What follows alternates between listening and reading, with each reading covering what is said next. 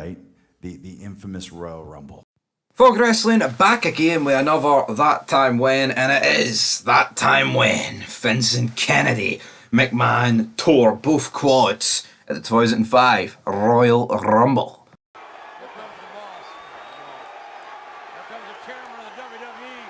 Now, of course, if we were looking at the 2005 Royal Rumble, we were looking at a pretty decent pay-per-view. Of course, you did have the likes of Kurt Angle, Big Show, and JBL competing for the WWE Championship, while over on Raw, you had Randy Orton against Triple H for the World Heavyweight Championship. You also had Kurt Angle and Shawn Michaels previously in the Royal Rumble showing some pretty good stuff. You did have Eddie Guerrero and Chris Benoit bullying Daniel Porter, damn it. We had the epic spot of Snitsky clotheslining Paul London, and we also just had a pretty decent pay-per-view up to that point. But we get down to the last couple of competitors. We are down to Batista, to John Cena, and The Edge. It's basically like the three that would define the ruthless aggression era. Of course, you've Randy Orton as well. I'm not going to forget about Randy Orton, but in terms of the names, they are the guys in there. And Edge gets eliminated, so it's down to Batista and Cena. That's the two they were properly pushing, though. Remember SmackDown versus Raw? You'd Batista on the SmackDown side, Cena on the Raw, all that good stuff. But then it comes to the final bit in the Royal Rumble where John Cena and Batista both hit the ground at the same time. What we'll say about that spot, for something that was completely accidental, it was epic. It was done to perfection. Now, we're currently rewatching the Ruthless Aggression era, and there was a battle royal on SmackDown where Triple H and Hulk Hogan eliminate each other and basically do like a carbon copy, apart from I don't think they actually land on their back. They kind of just both land on their feet at the same time here. It's been done before. It won't be the last time if something like this gets done, although I don't think it will be done to this extent in a Royal Rumble per se. But we did have the likes, of Big Show and The Rock, where The Rock's feet actually did touch the floor. Then, the next couple of months building up the Mania, Big Show's trying to get this footage of proof of The Rock's feet touching the floor, but of course he can't exactly get it. But in terms of this, Edge turned around, as he said in the interview, he couldn't believe that it actually had happened, that it literally had both hit the floor at the exact same time. And it's one of the most this whole main event ending segment is one of the most epic in WWE history, in my opinion. You think of Royal Rumble endings, right? You think of Austin in 01. You think of Kurt Angle and Triple H the year after. You think of Shawn Michaels and Taker. You think of McMahon throwing Austin over the top rope. And there's many more, right? There is truly many more. But this one for me is just so bizarre and so funny.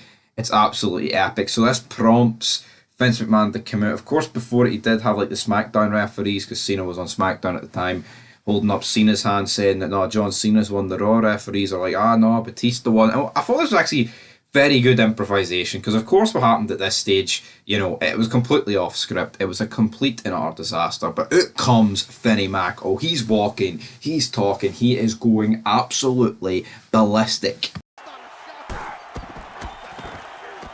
Shit! My legs! I can't feel my legs!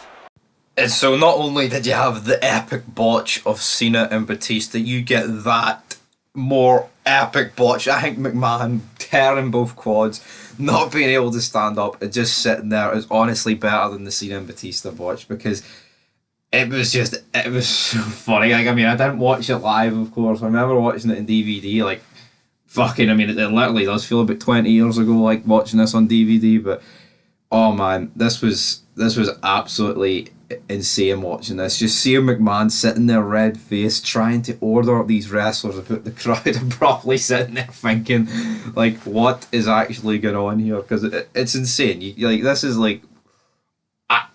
epic stuff. Seeing Vince McMahon, of course, seeing no one, you don't really wish injuries in anyone, but this is funny, man, because you've seen Kevin Nash tear his quads, you've seen Triple H, they're in fucking agony, man.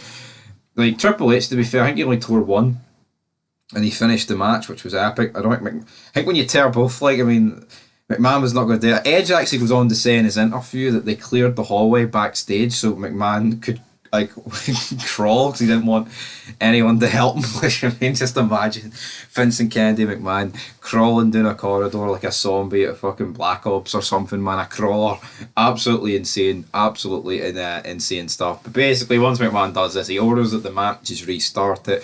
Cena and Batista also like throw each other out as well at this point. Like, I think it's Cena throws Batista out, then Batista gets in and throws Cena out, then they just like restart the match, and then yeah, Batista is your Royal Rumble winner of 2005. Again with this, I don't know how much of the ending had changed. Cause like, I mean, so say the ending that actually ended the match, was that planned, or were they planning something more extravagant? Who knows? I think at that point they kind of just wanted Batista to throw Cena over, and that was the match done.